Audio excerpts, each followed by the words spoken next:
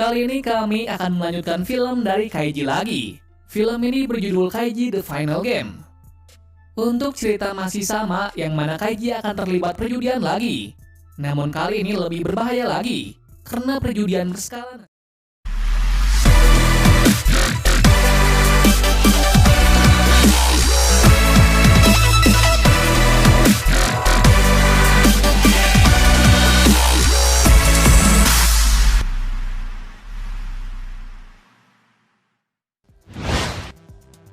Film dibuka dengan memperlihatkan keadaan Jepang yang sedang mengalami masalah ekonomi.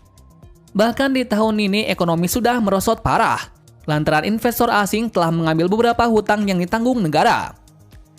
Nah, dampak dari hal tersebut sangatlah besar bagi para penduduk kalangan rendah, dikarenakan pemerintah sudah tidak mau membantu lagi. Selain itu, dampak juga menyebar di semua pekerja, yang mana para atasan sudah tidak memihak para pekerjanya. Jadi kondisi sekarang Jepang mengalami masalah yang besar. Adegan beralih lagi ke arah tokoh utama dalam film ini. Seperti yang terlihat, Kaiji juga bekerja di salah satu tempat untuk menghidupi dirinya. Karena sebelumnya uang yang telah ia menangkan dahulu telah ia gunakan untuk membebaskan para temannya agar tidak menjadi budak. Namun ternyata di pekerjaan kali ini tempatnya sangatlah buruk. Dikarenakan gaji para pekerja telah dipotong 70% karena keadaan saat ini. Hal tersebut membuat Kaiji marah.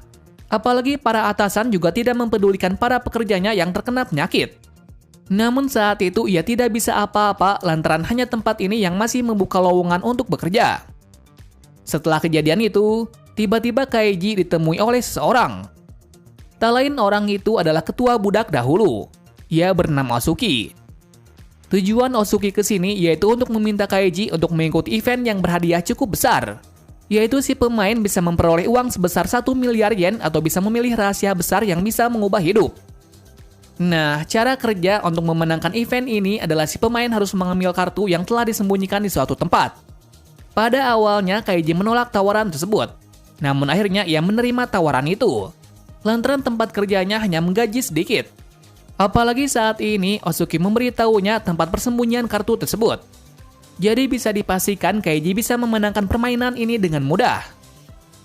Lalu adegan berlanjut saat event itu telah dimulai, yang mana saat itu Kaiji dengan mudah menemukan kartu itu. Namun sayangnya kartu itu ada di atas.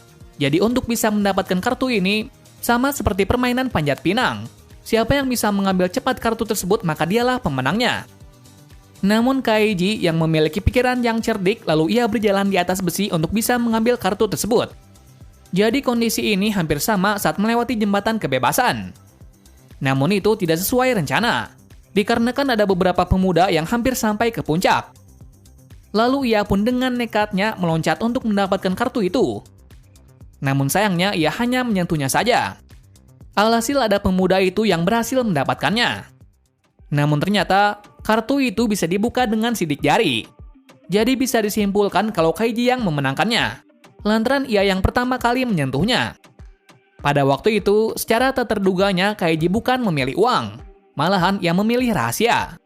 Namun di sini belum diperjelas kenapa ia melakukan pilihan ini. Di lain tempat, kita juga diperlihatkan hal yang sangat menarik, yang mana TI Group telah membangun sebuah kasino besar di bawah tanah.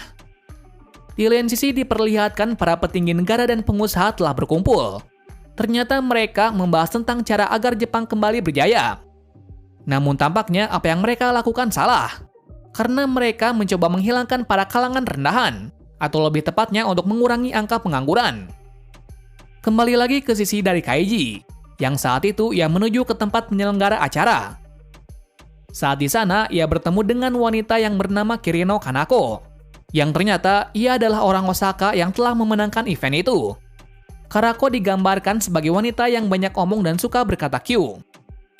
Selain itu, ia menjelaskan kalau ia bisa memenangkan ini hanya dengan keberuntungan saja. Di sini juga terungkap alasan dari Kaiji yang memilih rahasia dibanding dengan uang 1 miliar yen. Ternyata ia memilih rahasia agar saat mendapatkan uang tersebut tidak diburu oleh penjahat. Lantaran pemenang sebelumnya dikabarkan dijamret oleh seseorang. Jadi dengan memilih rahasia, ia bisa mendapatkan uang tanpa diketahui oleh seseorang. Tak berapa lama, akhirnya mereka bertemu dengan penyelenggara acara. Ternyata penyelenggara acara adalah salah satu pemilik perusahaan terbesar di Jepang yang bernama Togo. Di saat itu Togo menjelaskan apa yang dimaksud dengan rahasia yang bisa mengubah seseorang.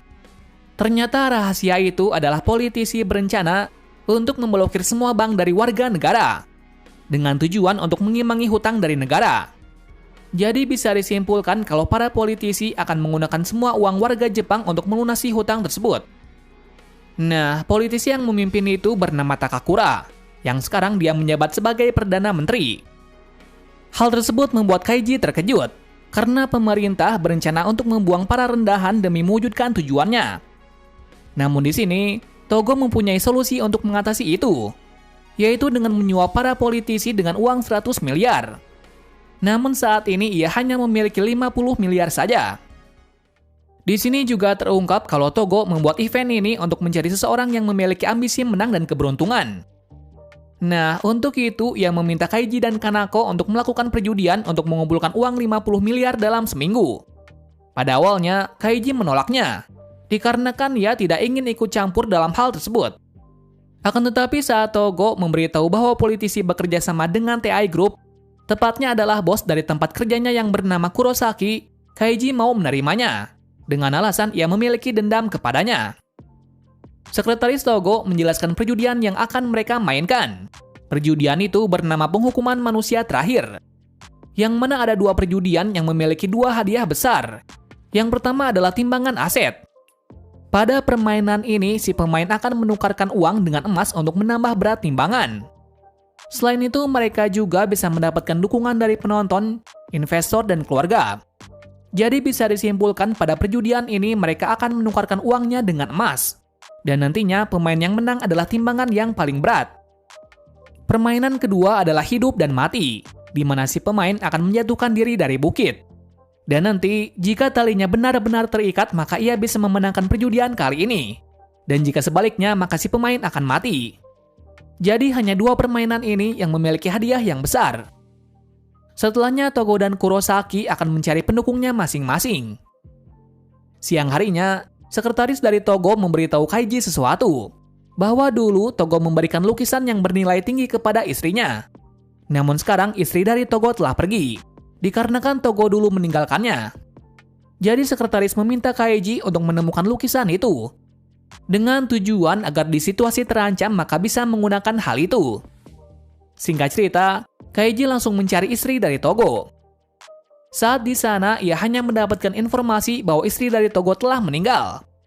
Waktu itu juga, ia bertemu dengan Takakura, yang mana Takakura sedang membersihkan orang rendahan di sana. Hal tersebut membuat Kaiji marah. Namun saat ini ia tidak bisa apa-apa. Lalu di perjalanan pulang, ia telah disekap oleh beberapa pemuda, yang ternyata para pemuda itu adalah orang yang ada di event sebelumnya. Ternyata alasan menyekapnya adalah mereka mengincar uang dari Kaiji untuk meneruskan pabrik robot yang telah ditinggalkan ayahnya. Nah, kesempatan itu dimanfaatkan oleh Kaiji dengan meminta mereka untuk membantunya dalam permainan mendatang. Karena semakin banyak dukungan, rasio kemenangan akan semakin besar pula. Lalu setelahnya permainan pun dimulai. Sebelum acara dimulai, host akan menjelaskan permainan ini berlangsung, di mana permainan akan berlangsung beberapa jam. Lalu ada 2 penimbangan sebelum akhir timbang ditentukan. Selain itu, si pemain juga harus berpidato kepada para penonton untuk mencari dukungan. Pada awalnya, acara berjalan mulus tanpa ada keanehan.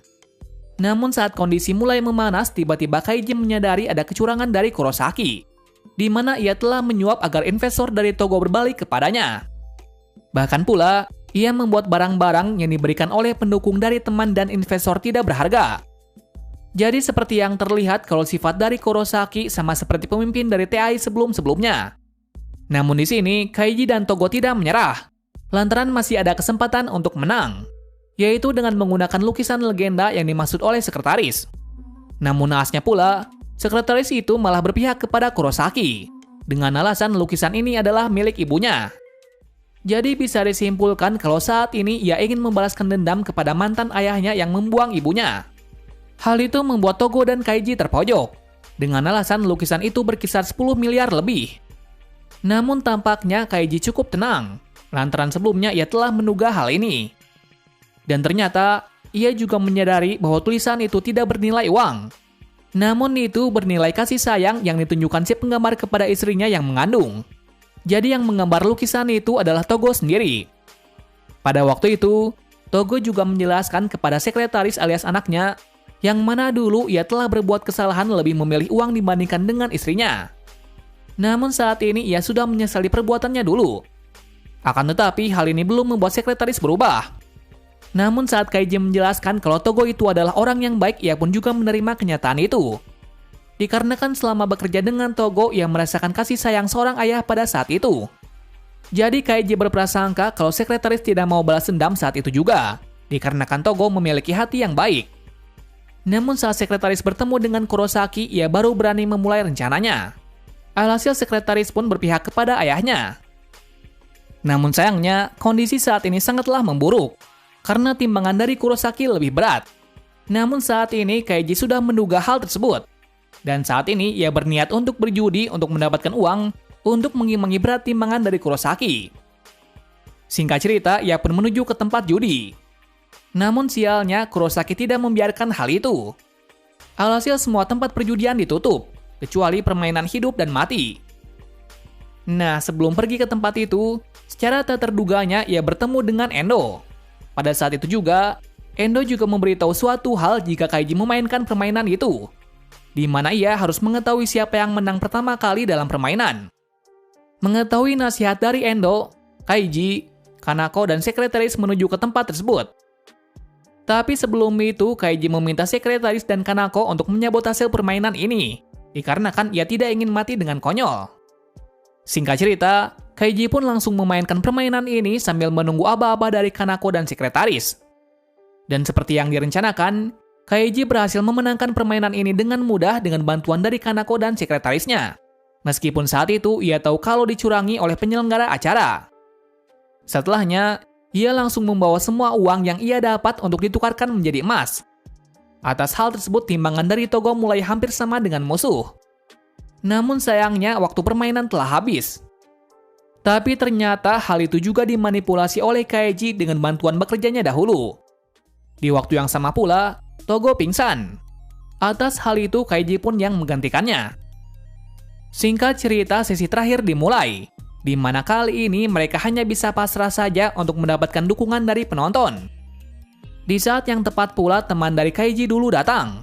Tak lain orang itu adalah Kotaro. Yang mana dengan semangat, Kotaro meminta semua penonton untuk memberikan dukungan kepada tim Togo. Jadi dengan adanya itu, keadaan menjadi tipis.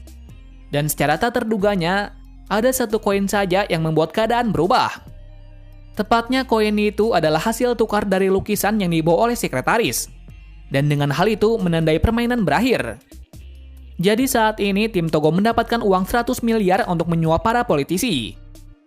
Di saat sebelum menjadi budak, Kaiji memberi suatu nasihat kepada Kurosaki, yaitu untuk tidak meremehkan hal yang sekiranya tidak berharga. Bisa jadi, hal tersebut yang membuat keadaan menjadi berubah. Lalu setelahnya, Kaiji pergi menemui Takakura untuk bertaruh untuk menghentikan pemblokiran bank. Namun sebagai imbalan, Kaiji akan memberitahu kebenaran tentang para politisi yang di bawah naungan dari Takakura. Nah, sebelumnya, Kaiji telah membuat sesuatu agar para politisi yang bekerja sama dengan Takakura terkurung di suatu tempat. Jadi saat ini, ia bertaruh untuk memberikan password tersebut. Mau tidak mau, Takakura harus menerima perjudian itu. Nah, judi yang mereka mainkan adalah suit. Namun suit kali ini mereka akan membawa besi di tangan mereka. Di sini juga terungkap kalau Takakura sering memainkan permainan ini untuk mendapatkan jabatan sekarang. Jadi bisa disimpulkan kalau Kaiji saat ini sedang terpojok. Di awal ronde, Kaiji dikalahkan, dan dengan hal itu ia pun memberikan password tersebut. Di ronde kedua, ia juga kalah. Namun dalam ronde ketiga, ia pun bisa memenangkan dengan mudah, dikarenakan ia bisa tahu cara bagaimana Takakura memenangkan permainan ini. Jadi bisa disimpulkan kalau Takakura terkena jebakan sendiri. Meskipun Takakura kalah, ia masih belum memenuhi janjinya. Namun ternyata hal itu juga termasuk dalam rencana Kaiji. Karena tujuan awalnya, Togo bukanlah menyuap politisi, melainkan ia akan mengungkapkan kejahatan dari para politisi. Jadi saat ini Kaiji hanya menunggu waktu video itu diupload. Bersamaan pula, Takakura mendatanginya, yang mana ia tidak terima dengan kejadian kemarin. Lalu Kaiji menjelaskan kalau dari awal, ia sudah mengatur rencana untuk mengalahkannya, sekaligus mengungkap kedok dari politisi, yaitu dengan cara mengunggah video itu ke publik. Dan dengan itu menyudahi air dari rencana dari Takakura, yang berarti pemblokiran bank sudah dicabut. Film ini diakhiri dari Kaiji dan lain-lain mendapatkan bonus dari Togo. Namun sayangnya, untuk kesekian kalinya Kaiji telah ditipu lagi. Yang ternyata yang menipunya adalah Endo. Tak lain Endo juga bekerja sama dengan Kanoko. Dan seperti yang dilihat, Kaiji kembali miskin. Nah, itulah akhir dari cerita film Kaiji 3. Di film ini lebih berfokus tentang masalah politik. Jadi berbeda dari film-film sebelumnya. Meskipun begitu, film ini masih menarik seperti film sebelumnya. Terima kasih sudah menonton video ini dan sampai jumpa di video selanjutnya.